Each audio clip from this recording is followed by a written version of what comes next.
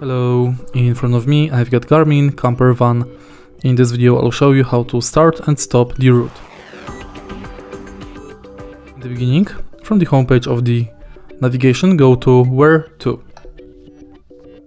Now you can select Go Home, 20 places, addresses and many more. Let's select addresses. Enter city.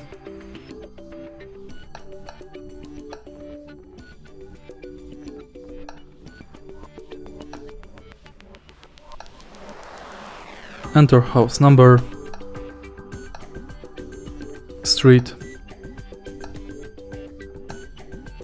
and select Go.